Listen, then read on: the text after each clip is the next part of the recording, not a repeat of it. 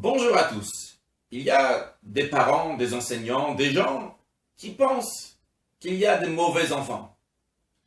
Aujourd'hui, nous allons discuter à travers la paracha de Toldot. La Torah nous raconte que Rivka, la femme du deuxième des patriarches qui s'appelait Yitzhak, était enceinte. Elle avait des jumeaux dans le ventre. Lorsqu'elle passait devant un endroit d'étude de Torah, car déjà avant le don de la Torah, certains étudiaient la Torah par prophétie, la connaissaient. Lorsqu'elle passait devant, il y avait un enfant qui voulait sortir. Lorsqu'elle passait devant des endroits où on sert l'idolâtrie, il y avait un enfant qui voulait sortir. Lorsqu'ils sont nés, un était Yaakov et l'autre était Esav. Ils ont grandi, reçu une bonne éducation. Puis, lorsqu'ils ont eu 13 ans, tout le monde a vu, a remarqué que Yaakov se penchait vers l'étude de la Torah, tandis que Esav était un chasseur, pas seulement un chasseur d'animaux et d'oiseaux, mais aussi un chasseur de gens. Avec sa parole, il est détourné du droit chemin. A priori, la question se pose, où est le libre arbitre? Esav, déjà dans le ventre de sa mère, avait une tendance à l'idolâtrie, au mal, tandis que Yaakov, déjà depuis son enfance dans le ventre de sa mère, avait une tendance vers le bien, vers l'étude de la Torah. Alors peut-être, vous allez dire, bon, c'était dans le ventre de la mère, qu'est-ce que ça change? Bien sûr que ça change. Le Talmud dit que lorsque l'enfant est dans le ventre de la mère, un ange lui enseigne toute la Torah. Et avant qu'il sorte du ventre de sa mère, il lui donne un coup sur la bouche et il lui fait tout oublier. Pourquoi il enseigne la Torah? C'est pour faire passer le temps dans le ventre de la mère? Évidemment que non. C'est parce qu'en étudiant la Torah dans le ventre de la mère, même qu'il va tout oublier, ça va avoir une influence après pour le reste de sa vie, pour qu'il va être plus tiré vers le droit chemin. Donc si Esav, dans le ventre de sa mère, déjà, il avait une tendance vers le mal, évidemment que ça lui a influencé après. Donc la question est toujours là, où est le libre arbitre? Deuxième chose qu'il faut comprendre, puisque Esav se comportait mal, pourquoi on voit qu'à la fin de la vie de son père Yitzhak, en tous les cas quand Yitzhak est devenu vieux, il a dit, je vais bénir mon fils Esav.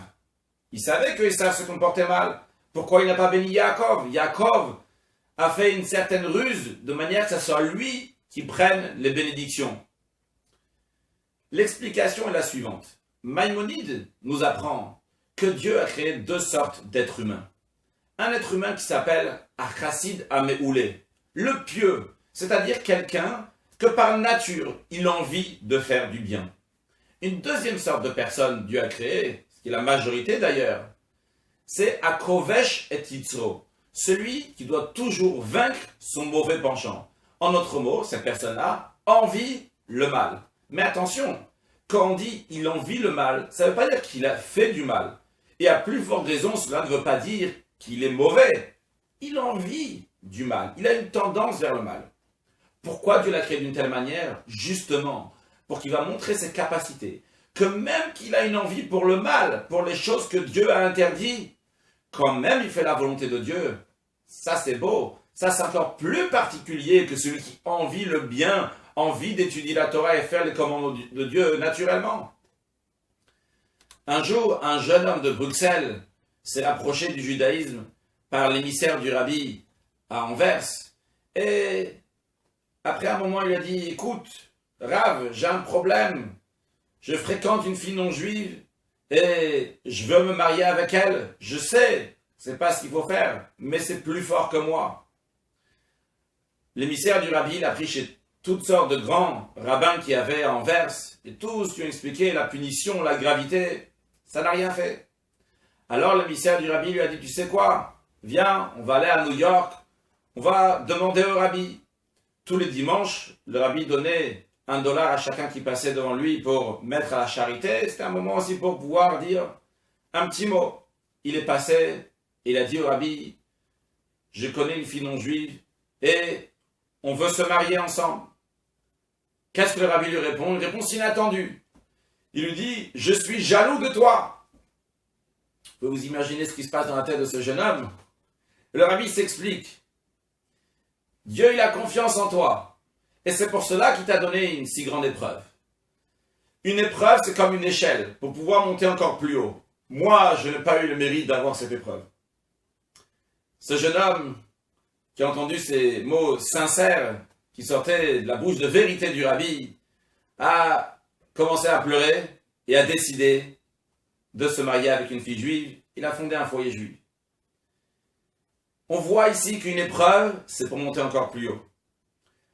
Rabbi Shneur Zalman, le fondateur de la Chassidut Chabad, explique dans le Tanya, chapitre 27, qu'il y a deux sortes d'aliments. Il y a un aliment qui est doux. Il y a un aliment qui est amer, qui n'est pas bon, qui est piquant. Mais lorsqu'on le travaille, eh bien à ce moment-là, le goût de cet aliment piquant pénètre encore plus la personne que le goût qui est doux. Le goût qui est doux représente le tzaddik, le juste, qui sert Dieu, tout va bien, tout est doux, beau et bien. Il n'y a pas des épreuves. Par contre, l'aliment piquant qui a été changé représente celui qui est constamment en train de se travailler. Il a toujours son mauvais penchant qui le pousse vers le mal. Et quand même, il se renforce. Ça, c'est quelque chose d'extraordinaire. Si on retourne maintenant chez Yaakov et Esav, Yaakov était le juste, le pieux.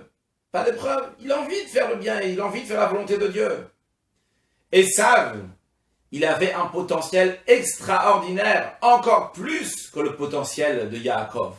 Parce que si Esav avait su surmonter ses épreuves, il aurait pu arriver encore plus haut que Yaakov. Il s'est monté cette échelle, elle est très très haut. Seulement quoi? Esav n'a pas voulu surmonter son mauvais penchant et il a fait le mal. Maintenant, qu'est-ce qu'on fait lorsqu'un enfant se comporte mal? On a compris que l'enfant n'est pas mauvais, mais qu'est-ce qu'on fait lorsqu'il se comporte mal?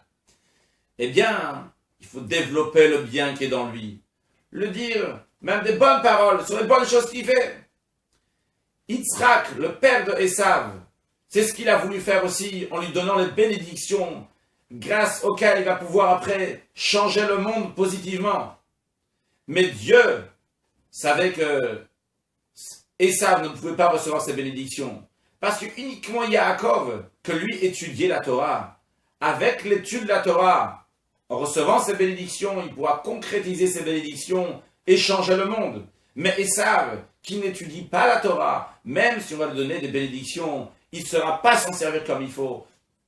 Et il ne va pas dévoiler son potentiel quand il ne va pas se mettre à l'étude. Alors concrètement parlant, il n'y a pas de mauvais enfants.